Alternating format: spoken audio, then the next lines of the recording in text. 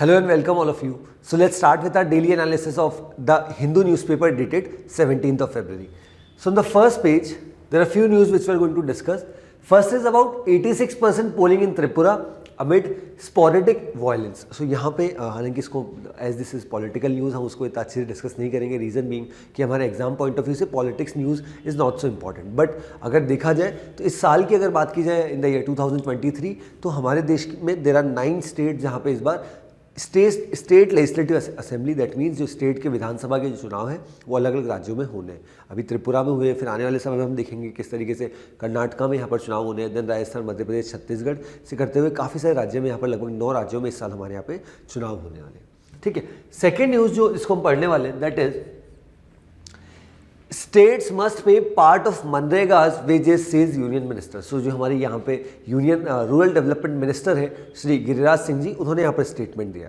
अब यहाँ पर हो क्या रहा है कि आप एक चीज़ समझिए कि हम मनरेगा जो स्कीम है that is Mahatma Gandhi national rural employment guarantee act, ये हमने पढ़ा है कि ताकि जो रूरल में अनएम्प्लॉयड लोग हैं उनको एक अच्छी अपॉर्चुनिटी मिल सके कि वो एक बेटर लिविंग वहाँ पे कहीं ना कहीं गुजारा कर सके. बट पिछले कुछ समय से अगर हम देखें यहाँ गवर्नमेंट यहाँ पर क्या चाह रही है कि इसमें जो सिस्टम है मनरेगा का उसमें क्या किया जाए, उसमें बहुत ज़्यादा ट्रांसपेरेंसी लाई जाए. ट्रांसपेरेंसी का मतलब है कि ऐसा बहुत सी बार एलिगेशंस थे कि बहुत ज़्यादा करप्शन यहाँ पे होता है, तो ऐसे में यहाँ पर उसको रोकने के लिए सरकार हर कोशिश यहाँ पे कर रही है कि करप्शन ना हो और जो लोग एक्चुअल में वहाँ पे काम कर रहे हैं उनको वहाँ पे पैसा मिले. रादर क्या होता है कि हमने काफ़ी सारे इंस्टांसेस काफ़ी सारे स्टेट्स में देखे जहाँ पे कुछ लोग वहाँ पे जाते हैं, मनरेगा की जो लोकेशन है वहाँ पे मस्टर रोल पे साइन करते हैं और वापस से आ जाते हैं और अल्टीमेटली जो पैसा है वो उनके पास आ जाता है. तो सरकार का यहाँ पर ये मानना है कि इस तरीके से ये तो गलत तरीका है, क्योंकि हमने इसको क्यों लेके आए थे ताकि those people who are not able to gate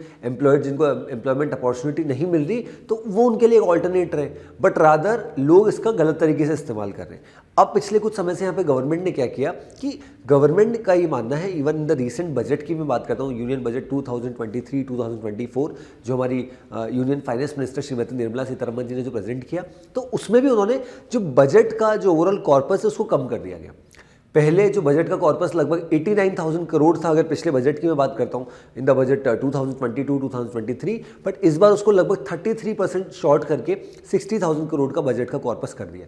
अब जैसे ये चीज़ हुई तो उसके बाद काफ़ी सारे लोग प्रोटेस्ट करने लग गए कि अब सरकार ऐसा हो सकता है कि ये जो मनरेगा स्कीम है ये चलाई गई थी इसको बंद करना चाहती है. बट यहाँ पे सरकार के जो मिनिस्टर्स, सरकार के जो ऑफिशियल्स हैं, कुछ फाइनेंस मिनिस्ट्री के जो स्पोक्स पर्सन है, उन्होंने यहाँ पर जो जानकारी दी, उन्होंने बोला कि अब यहाँ पे क्या हो रहा है कि even in the rural areas, गाँव में भी अच्छे एम्प्लॉयमेंट के अपॉर्चुनिटीज़ यहाँ पर डेवलप हो रहे हैं, बन रहे हैं. इसी वजह से जो कॉर्पस था वो कम कर दिया गया क्योंकि लोगों की डिपेंडेंसी मनरेगा पे कम हो रही है. बट एक और चीज़ का प्रोटेस्ट, ये मैं पूरा कंटेक्स्ट इसलिए बता रहा हूँ ताकि अपन को समझने में ईज हो. अब उसके बाद क्या हुआ कि 1 जनवरी 2023 से यहाँ पे यूनियन गवर्नमेंट ने बोला कि NMMS that is national mobile monitoring system यहाँ पर कंपलसरी हो जाएगा. अब ये क्या होता है, इसका मतलब ये होता है कि सभी स्टेट्स में जहाँ पे मनरेगा की फैसिलिटीज़ है वहाँ पे क्या होगा कि जो लोग those people who are working there उनका प्रॉपर वहाँ पे कहीं ना कहीं फ़ोटो क्लिक करके उनके जो डॉक्यूमेंट्स उनको अपलोड करके ताकि उसको पूरा ट्रांसपेरेंट बनाना थ्रू ऑनलाइन GPS वो सब किया जा रहा है. अब जैसे ही वो चीज़ हुई तो उसके बाद काफ़ी लोगों ने प्रोटेस्ट किया. कुछ स्टेट्स में हमने देखा, स्पेशली बिहार के काफ़ी सारे लोग इसको प्रोटेस्ट कर रहे थे कि जब से ये चीज़ आई है इसकी वजह से हम काफ़ी बार ऐसा हो रहा है कि हम काम पर जा रहे हैं but still because of poor internet connectivity हमारा वहाँ पे उसमें अटेंडेंस नहीं लग पा रहा है. इसी वजह से हमने भले ही काम किया बट हमें पैसा नहीं मिल रहा. तो ये सब इश्यूज मनरेगा के साथ यहाँ पे चल रहे हैं. तो अब यहाँ पे क्या हुआ है, अब आज इस न्यूज़ को समझते हैं. बेसिकली इसमें क्या बोल रहे हैं हमारे यूनियन मिनिस्टर गिरिराज सिंह जी कि उनका ऐसा मानना है कि यहाँ पे सबसे बड़ा प्रॉब्लम है करप्शन, जो मनरेगा में बहुत ज़्यादा होता है. तो ऐसे में यहाँ पर उन्होंने ऐसा सुझाव दिया है कि मनरेगा को as an alternate source of income यहाँ पर हमें मानना चाहिए. अगर बहुत ज़्यादा अपन उस पर डिपेंडेंट रहेंगे तो वो गलत है. सेकेंड थिंग जो उन्होंने बोली कि स्टेट की जो गवर्नमेंट है वो यहाँ पे जो करप्शन यहाँ पे इतना पनप रहा है, इतना बढ़ रहा है, उस पर कुछ यहाँ पे नहीं कर रही. इसी वजह से उन्होंने एक सजेशन दिया है कि it should B 60-40 ratio. 60-40 ratio मतलब ओवरऑल अगर कॉर्पस यहाँ पे दिया जा रहा है, फॉर एग्जांपल 200 रुपीज़ पर पर्सन दिया जा रहा है या 300 रुपीज़ पर पर्सन को दिया जा रहा है, तो उसमें 60% जो अमाउंट है that is 180 rupees and 120 rupees जो है वो यहाँ पे 40% दैट मीन्स वो स्टेट गवर्नमेंट को यहाँ पर देना चाहिए. जब स्टेट गवर्नमेंट यहाँ पे खुद अगर पैसा कंट्रीब्यूट करेंगे तो ultimately they are going to check कि एक्चुअल में वो पर्सन काम कर रहा है नहीं कर रहा. बट अनलाइक अभी क्या हो रहा है, अभी तक इतने समय से लगभग 10 वर्ष से मतलब लगभग 15 से 20 वर्ष का समय यहाँ पर होने वाला है। मनरेगा यहाँ पर 2005-6 से यहाँ पर स्टार्ट हो चुका था। तो यहाँ पे जो यूनियन मिनिस्टर है उनका ऐसा मानना है कि अभी तक हम देख रहे हैं कि 100% जो फंड्स है वो यहाँ पर सेंटर की तरफ से आ रहे हैं। तो ऐसे में यहाँ पर जो स्टेट गवर्नमेंट है वो यहाँ पर उसमें उनका कोई योगदान नहीं है, और इवन करप्शन को कर्व करने में भी most of the state government जो रही है वो यहाँ पे सफल नहीं हो पाई। तो उन्होंने एक सजेशन दिया कि it should be alternate source of income and rather even the state government should proactively support the schemes and even not only support but even contribute up to 40% in the schemes like MNREGA. तो ये suggestion यहाँ पर उन्होंने दिया।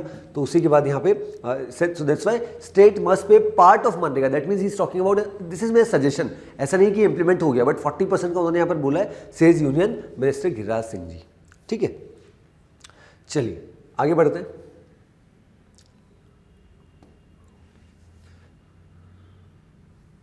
Okay, 1 second.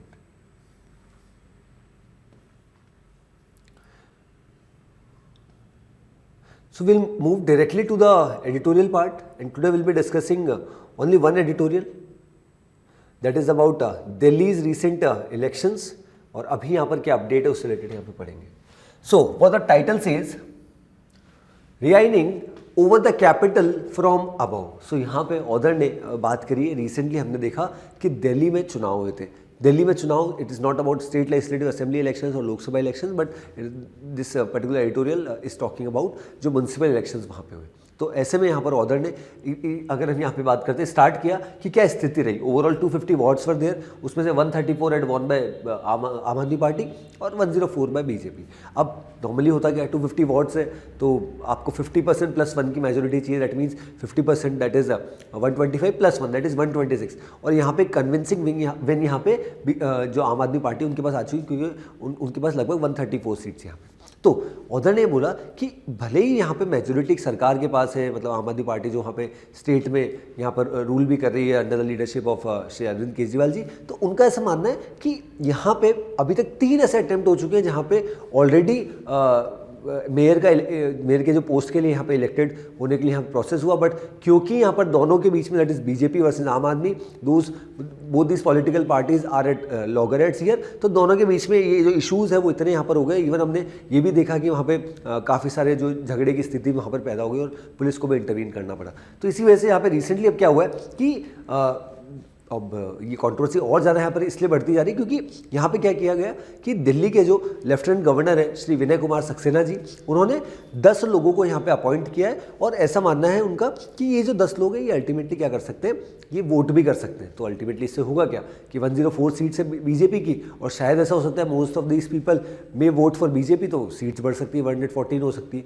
तो इसी चीज़ को यहाँ पर अपोज किया जा रहा है। इसी वजह से बार बार जब इलेक्शन होने जा रहे हैं वहाँ पे मेयर के लिए, तो उसमें बार बार कहीं ना कहीं देयर आर 3 डेट्स, वो भी यहाँ पे बताइए कि 3 बार ऐसी कोशिश की गई, जनवरी 6, जनवरी 24 एंड फरवरी 6, बट अभी तक भी आज दिल्ली के चुनाव को लगभग 2 महीने से ज़्यादा समय हो चुका है, बट आज भी दिल्ली में कोई मेयर का, कह सकते हैं आप, मेयर नहीं है। मतलब दिल्ली की जो एमसीडी है वो बिना मेयर के यहाँ पे काम कर रही है। सो उसी के बाद यहाँ पे क्या हुआ, कुछ लोगों ने क्या किया, there certain people of Aam Aadmi Party they went to supreme court, supreme court ने इंटरवीन किया।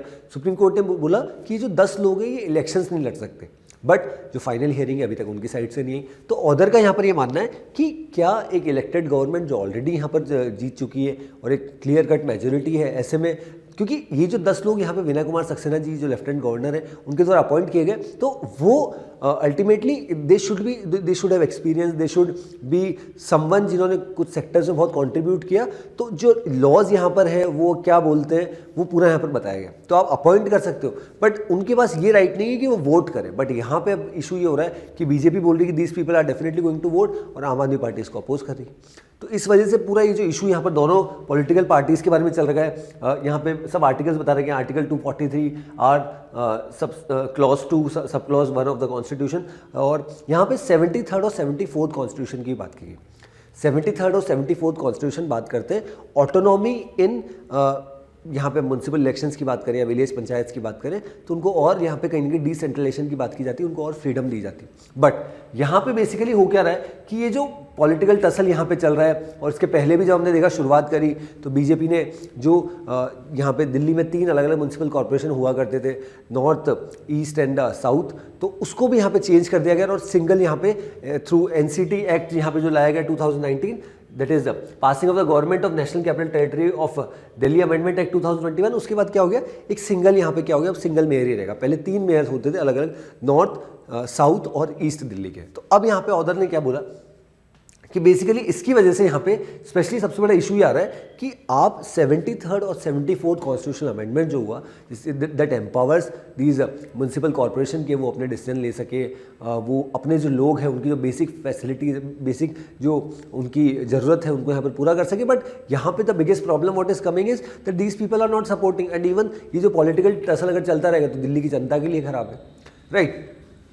और इसी के साथ साथ यहाँ पे जो 73rd 74th कॉन्स्टिट्यूशनल अमेंडमेंट की यहाँ पर बार बार बात की गई कि कैसे वो इंपॉर्टेंट है, कैसे वो एम्पावर करता है, बट अल्टीमेटली कैसे उसका यूसेज यहाँ पे या उसका जो पर्पज़ है वो यहाँ पे फुलफिल नहीं हो पा रहा, ये भी यहाँ पे ऑर्डर ने यहाँ पर साइड किया।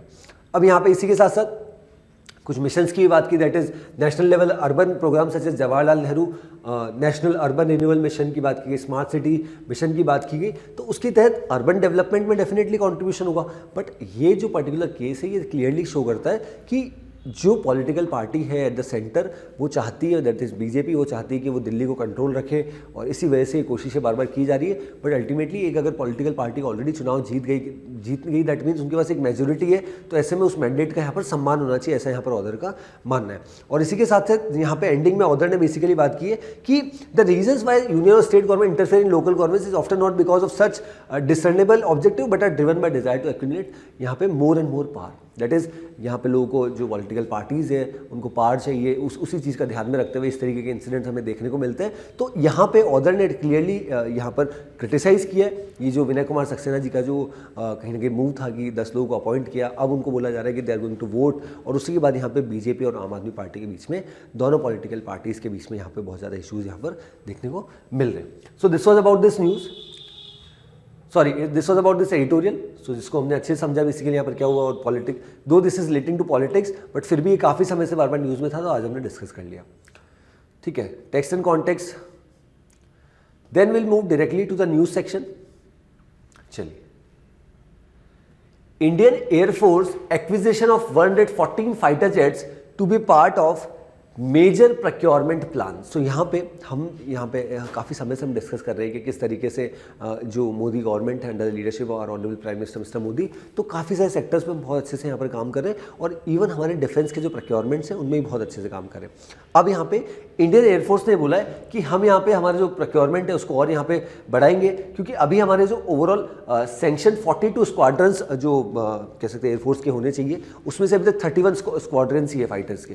तो ऐसे में हमें यहाँ पर उनको बढ़ाना है, हमारी फ्लीट्स को बढ़ाना है, हमें और प्रोक्योरमेंट यहाँ पे करना है, और हमें ये भी देखना है कि आत्मनिर्भर भारत के तहत हम यहाँ पे भारत में हमारे यहाँ पे कौन कौन से फाइटर जेट्स यहाँ पे बना सकते हैं। तो ऐसे में यहाँ पर इससे हमारी डिफेंस कैपेबिलिटी बढ़ेगी और इवन हमारी एयरफोर्स की क्षमता भी बढ़ेगी, क्योंकि आने वाले समय में कुछ जो हमारी फाइटर स्क्वाड्रन जो होने वाली है वो कहीं ना कहीं आउटडेटेड हो जाएगी। 2025 में यहाँ पे बता रखा है, सुखोई के बारे में यहाँ पर बता रखा है। तो ऐसे में हमें नए प्रोक्योरमेंट्स करने पड़ेंगे, और हमारी जो स्क्वाड्रन्स, जितनी हमारे जो एयरफोर्स को जो डिमांड है, जितनी ज़रूरत है, उसको भी यहाँ पर कहीं ना कहीं फुलफिल करने की यहाँ पर आवश्यकता है। इसी वजह से गवर्नमेंट उस पर काफ़ी ध्यान दे रही है, और यहाँ पे ये कोशिश की जा रही है कि जल्द से जल्द ये जो 42 स्क्वाड्रन्स हैं उनको यहाँ पर फिल किया जाए, क्योंकि जिस तरीके से, because we are already aware कि जो हमारे पड़ोसी देश है, और इसी वजह से हमारे लिए एक बहुत बड़ा खतरा रहता है कि हम किस तरीके से डिफेंस में अपने आप को और स्ट्रेंथन करें।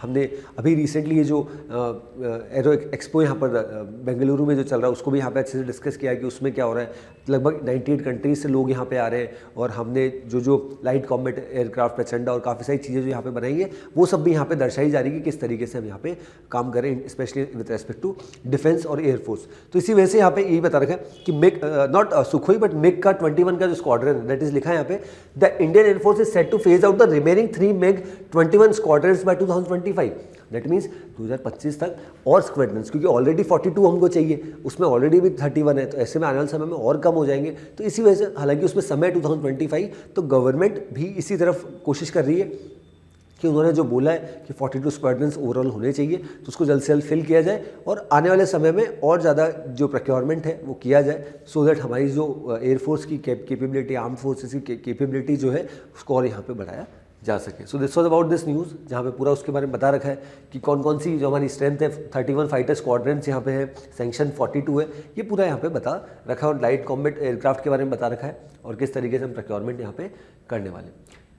चलिए देन ये this was about basically about appointment. तो यहाँ पर क्या हुआ है, lieutenant general BS Raju shifted, new vice chief named. So यहाँ पे जो है काफ़ी सारे चेंजेस यहाँ पे किए जा रहे हैं, और जो already lieutenant general vice president थे, वाइस चीफ थे आर्मी स्टाफ के BS राजू जी, उनको यहाँ पर general officer commanding in chief of the south western army command यहाँ पे बनाया गया। उसके साथ साथ 2 और अपॉइंटमेंट्स यहाँ पे हुए। सो दैट मीन्स कि यहाँ पे पिछले कुछ समय से अपॉइंटमेंट्स की अगर बात की जाए तो हमने अपॉइंटमेंट्स देखे हैं कि हमारे एग्जाम पॉइंट ऑफ व्यू से इंपॉर्टेंट रहते हैं, और स्पेशली जो रीसेंट अपॉइंटमेंट्स और जो बड़े अपॉइंटमेंट्स रहते हैं वो डेफिनेटली उनको हम कंसिडर यहाँ पे करते हैं। तो उसी वजह से हमने इसको यहाँ पर डिस्कस किया।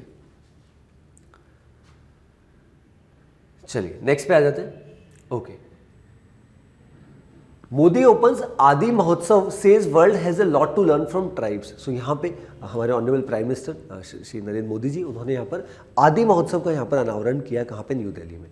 इसमें जो ट्राइबल पॉपुलेशन है हमारी, उन्होंने जो कहीं ना कहीं अलग अलग सेक्टर में वो किस तरीके से कंट्रीब्यूट करते हैं उसकी एक तरीके से प्रदर्शनी है। इसमें जो उनके द्वारा हैंडीक्राफ्ट के थ्रू अलग अलग चीज़ें यहाँ पर बनाई जाती है, और उनका जो रिच कल्चर है, हैंडलूम्स के बारे में, अदर प्रोडक्ट्स, और इसकी पूरी जो प्रदर्शनी है मेजर ध्यानचंद जो कहीं ना कहीं स्टेडियम है वहाँ पे, नेशनल स्टेडियम, वहाँ पे पूरा हो रहा है। तो इसमें जो हमारे यूनियन ट्राइबल मिनिस्टर है श्री अर्जुन मुंडा जी, वो यहाँ पर मौजूद थे। उसी के साथ साथ काफ़ी सारे मोर देन 1000 स्टॉल्स यहाँ पर थी ट्राइबल आर्टिजन्स की, पीपल की, और वो लोग वहाँ पर आए, और इससे जो हमारा रिच कल्चर है उसको यहाँ पर दिखाया।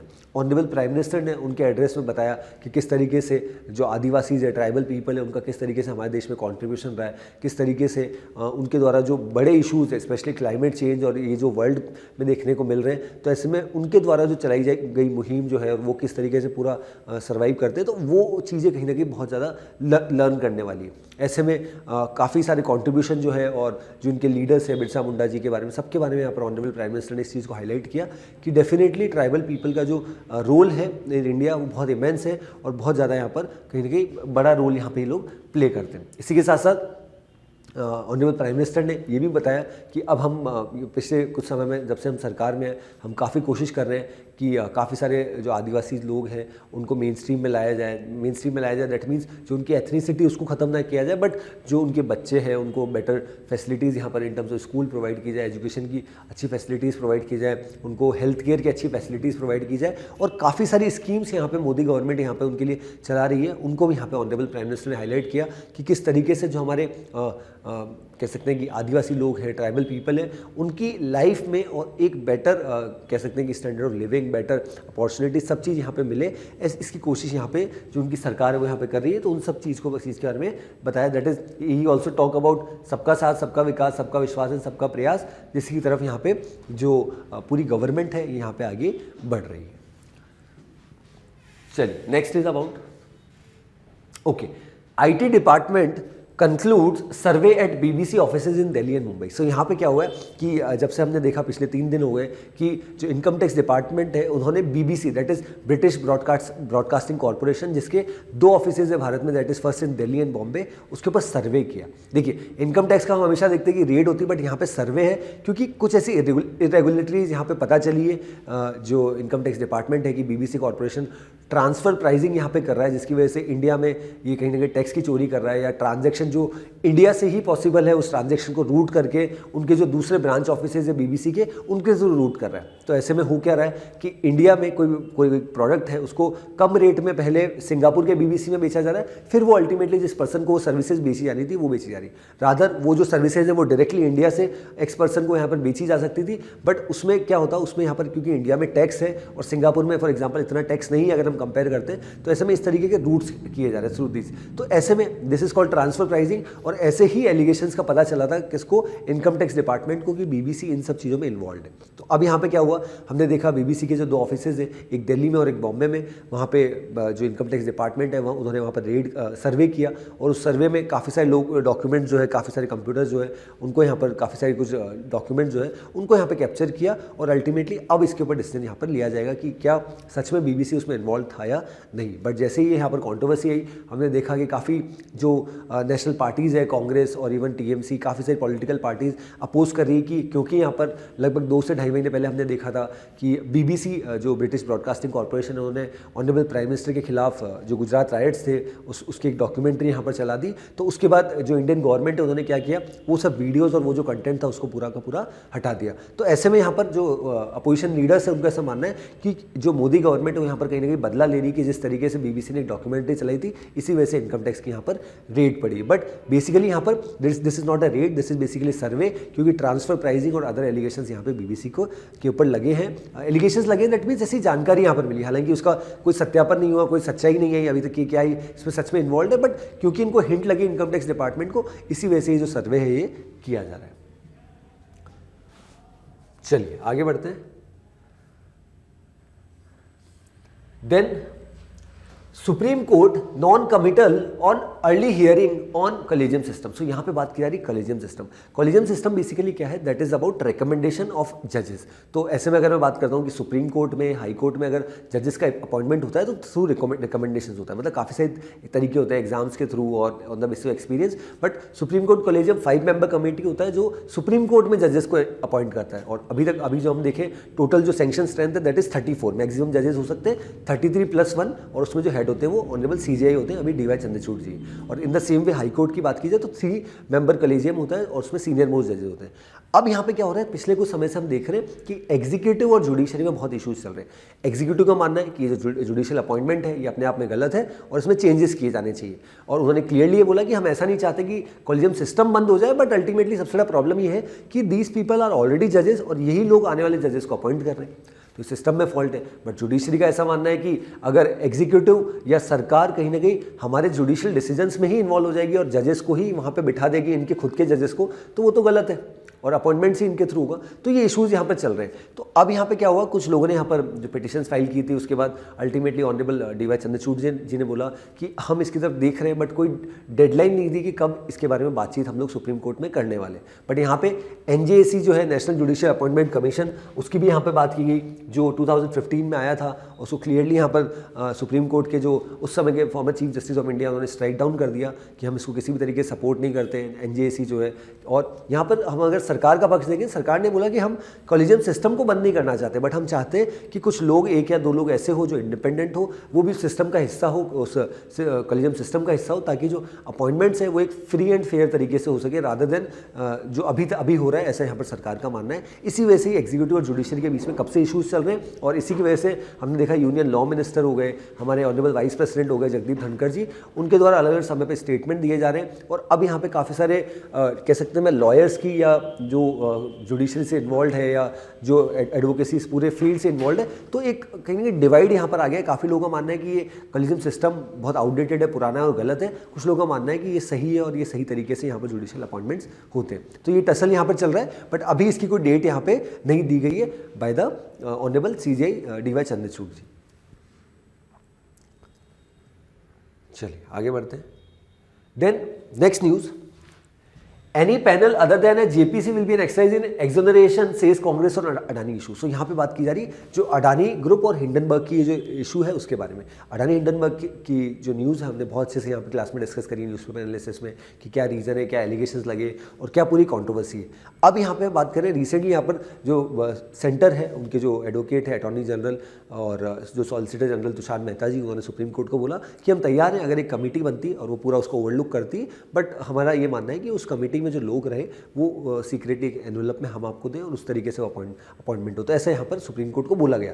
तो अब यहाँ पे क्या हो रहा है कि बट कांग्रेस का ऐसा मानना है कि हम चाहते हैं कि एक जेपीसी बने। जेपीसी का मतलब होता है जॉइंट पार्लियामेंट्री कमेटी, जो पार्लियामेंट में अलग अलग कमिटीज़ होती है, स्टेयरिंग कमिटीज़ होती है, बहुत सारी कमिटीज़ बनती है। IT रूल्स के लिए हमने देखा है कमेटी बनी थी। इन द सेम वे यहाँ पे एक कमेटी बननी चाहिए ऐसा मानना है, और उस कमेटी के तहत पूरा यहाँ पर डिसीजन होना चाहिए कि क्या जो गवर्नमेंट है, यूनियन गवर्नमेंट, वो कहीं ना कहीं अडानी एंटरप्राइज को यहाँ पर हेल्प कर रहा है। तो बट यहाँ पे जो यूनियन गवर्नमेंट है, बीजेपी गवर्नमेंट है, उन्होंने क्लियरली इसके लिए कोई यहाँ ना तो हाँ बोला है ना बोला है कि हम जेपीसी के लिए तैयार हैं। बट यहाँ पे जो कांग्रेस है उनका ऐसा मानना है कि यहाँ पे जेपीसी के बिना यहाँ पर अगर कुछ भी किया जाएगा तो वो क्लियरली एक सिग्नल होगा that the government is supporting Adani enterprises. Then with centre unlikely to make any overtures over to use, people of Ladakh brace for the long haul. सो यहाँ पे बात की जा रही है लद्दाख की। लद्दाख में हमने देखा कल से 15 फरवरी से परसों से बहुत ज़्यादा यहाँ पर प्रोटेस्ट यहाँ पर देखने को मिला, कल भी हमने डिस्कस किया था। अब यहाँ पर लद्दाख के लोगों का डिमांड है कि या तो हमें फिर से स्टेटहुड दिया जाए, क्योंकि आपने बहुत बोला कि जम्मू कश्मीर को फिर से स्टेटहुड दिया जाएगा, बट जब से जम्मू कश्मीर लद्दाख को अलग अलग किया गया, अभी यूनियन टेरिटरी दोनों after abrogation of article 370 and 35A, तो हमारे लिए एक सबसे बड़ा चैलेंज है कि हम हमारे लोगों का डेवलपमेंट कैसे करें। या तो आप हमें 6th शेड्यूल में डालिए ताकि हम ADCs बना सकें, ऑटोनोमस डिस्ट्रिक्ट काउंसिल्स, और या फिर आप हमें फिर से स्टेटहुड को रिस्टोर करें, क्योंकि हमारी एक बहुत कम पॉपुलेशन है, लगभग 3-3.25 लाख लोग यहाँ पे लद्दाख में रहते हैं। तो ऐसे में अगर इसी वजह से there are hundreds of people who had went to Jantar Mantar and they are protesting against this government कि वो यहाँ पे कहीं ना कहीं हमारे डिसीजन को सपोर्ट नहीं कर रहे हैं, और ऐसे में इसी वजह से हम ये प्रोटेस्ट जो है, इवन इसमें बीजेपी के जो कुछ लीडर्स है दे आर ऑल्सो प्रोटेस्टिंग, तो इस प्रोटेस्ट को कंटिन्यू किया जाएगा और इसको लंबा यहाँ पर किया जा सकता है। दिस इज बेसिकली इसी वजह से यहाँ पे as you can see these placards, that is we want democracy in Ladakh, ऐसा यहाँ पर प्लेकार्ड्स लेके काफी सारे लोग यहाँ पे लद्दाख में इकट्ठे हुए हैं।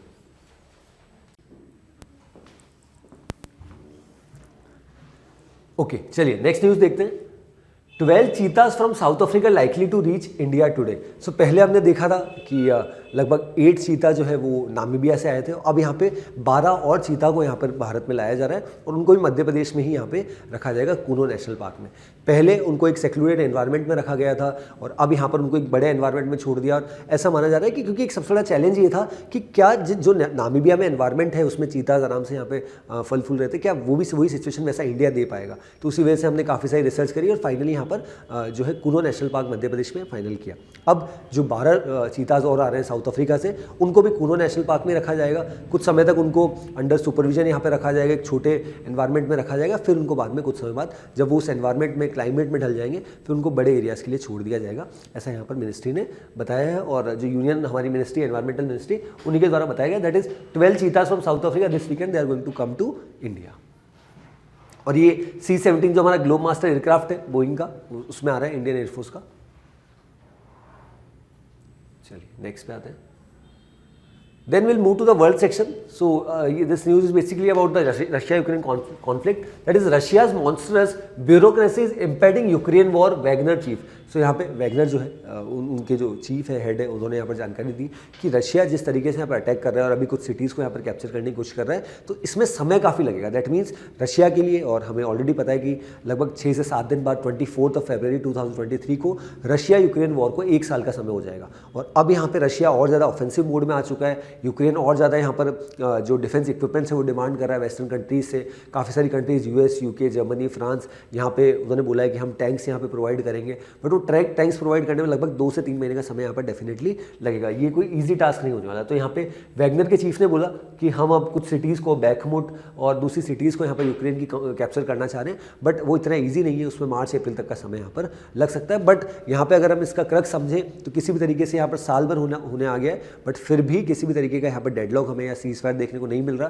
कि इस इशू को यहाँ पर वेस्टर्न कंट्रीज या दूसरे देश यहाँ पर इसे रोक सके। रादर वेस्टर्न कंट्रीज का तो ये मानना है कि US के प्रेसिडेंट ने बोला कि ऑनरेबल प्राइम मिनिस्टर मोदी वो इस इशू को रिजॉल्व करा सकते हैं। कल हमने देखा फ्रांस के जो प्रेसिडेंट है इमैनुअल मैक्रोन, उन्होंने भी इस चीज़ को रिआइटरेट किया कि ऑनरेबल प्राइम मिनिस्टर इसको यहाँ पे कहीं ना कहीं सॉल्व कर सकते हैं। बट अल्टीमेटली जब आप क्लेम करते हो कि आप वर्ल्ड पावर हो, सुपर पावर हो, तो आपको यहाँ पे मेडिएशन करना चाहिए। और ऐसे में आप उस वॉर को रोक नहीं रहे, बट इवन आप उसको और बढ़ा रहे हो और ज़्यादा यहाँ पर डिफेंस इक्विपमेंट्स यहाँ पे या और पैसा यहाँ पर यूक्रेन को प्रोवाइड कर रहे हो। So this was about this news. Then after Raisi's visit China trip Xi Jinping to visit Iran. So यहाँ पे अभी हमने रिसेंटली देखा था कि ईरान और चाइना के जो रिलेशंस है उनको और बेटर किया जा रहा है। अभी यहाँ पे एक 25 ईयर्स का यहाँ पे स्ट्रेटेजिक कॉपरेशन पैक्ट साइन किया गया, और उसके पहले हमने देखा था इब्राहिम राइजी जो ईरान के प्रेसिडेंट है, उन्होंने चाइना विजिट किया। अब यहाँ पे चाइनीज़ प्रेसिडेंट जो है शी जिनपिंग, उन्होंने भी अनाउंस किया कि मैं भी आने वाले समय में यहाँ पे ईरान विजिट करने वाला हूँ। तो ये क्लियरली दिखाता है किस तरीके से ईरान, क्योंकि ईरान एक बहुत बड़ा राइवल है USA का, in the same way China भी एक बहुत बड़ा राइवल है USA का। तो ऐसे में इन दोनों देशों का साथ में आना, और फिर जो शंघाई कोऑपरेशन ऑर्गेनाइजेशन है SCO, जिसमें अभी तक 8 देश थे, उसमें फिर से जो ईरान है उसको एक परमानेंट मेंबर बना दिया गया, अभी तक ऑब्जर्वर मेंबर था। तो दिस क्लियरली शोज कि किस तरीके से both these nations are coming together in order to cater to USA। ठीक है, then the last news, then girl rescued 248 hours after Turkey earthquake. So यहाँ पे बात की गई टर्की में जो 7.8 मैग्नीट्यूड रिक्टर स्केल पे यहाँ पर जो अर्थक्वेक आया, जिसकी वजह से लगभग मोर देन 20,000 बिल्डिंग्स यहाँ पे डिवास्टेट हो गई, 40,000 से ज़्यादा लगभग यहाँ पे लोगों की जान चली गई। और क्लियरली हम डेली बेसिस पे अगर हम देखें तो बहुत ज़्यादा यहाँ पर डेथ्स का जो काउंट है वो बढ़ता जा रहा है। इंडिया ने यहाँ पर अभी तक 7 अपने C-17 ग्लोब मास्टर यहाँ पर भेज दिए हैं और हर तरीके से इंडिया मदद कर रहा है। और हमने ऑपरेशन दोस्त यहाँ पे चलाया और उसके तहत सीरिया में और इवन टर्की में जो मदद हम कर सकते हैं इस चीज़ को, जो टर्की के जो ऑफिशियल्स है, टर्की के जो एम्बेसडर्स है, उन्होंने भी इस चीज़ को रिएटरेट किया कि दोस्त वही होता है जो मतलब जब हमें ज़रूरत हो तब यहाँ पे काम में आए। हालांकि हम वी आर ऑलरेडी अवेयर, हमने देखा है कि टर्की और इंडिया के रिलेशन इतने अच्छे नहीं है, बट इंडिया जब बात करता है कि हमें विश्व गुरु बनना है तो किसी भी देश में प्रॉब्लम आए तो उसमें India is among the first few countries जो वहाँ पे जाता है। हालांकि there are certain exception, China and Pakistan are there, but फिर भी यहाँ पर हम देखें तो यहाँ पर this news basically talks about that there is a girl जिसको लगभग 248 आवर्स के बाद रेस्क्यू कर लिया गया। और ऐसे हम कंटिन्यूस बेसिस पे देख रहे हैं कि बहुत से लोग, क्योंकि बिल्डिंग्स सुबह 4:15 बजे ये अर्थक्वेक आया, कब मोस्ट ऑफ द पीपल वो घर पे सो रहे थे, तो ऐसे में एकदम से ये अटैक आया और काफ़ी सारे लोग मलबे में दबे। तो लगभग 248 आवर्स के बाद एक लड़की को यहाँ पे निकाला गया। और ऐसे यहाँ पे कंटिन्यूस बेसिस पे हम देख रहे हैं। रिसेंटली 3 से 4 दिन पहले हमने देखा था कि जो हमारे यूनियन होम मिनिस्टर है अमित शाह जी, उन्होंने एक ट्वीट किया था रिगार्डिंग ए वीडियो जहाँ पे एक 6 साल की बच्ची जो मलबे में दबी थी, उसको हमारी जो NDRF की टीम है जो इंडिया से गई हुई, उन्होंने उस बच्ची को यहाँ पर बाहर निकाला था। So this was about the situation which has been going on in Turkey and Syria, जहाँ पे एक बहुत बड़ा डिवास्टेटिंग अर्थक्वेक आया, जिसकी वजह से सिचुएशन यहाँ पे बहुत खराब है। So Hiren, I conclude with today's session. So that's all from my side.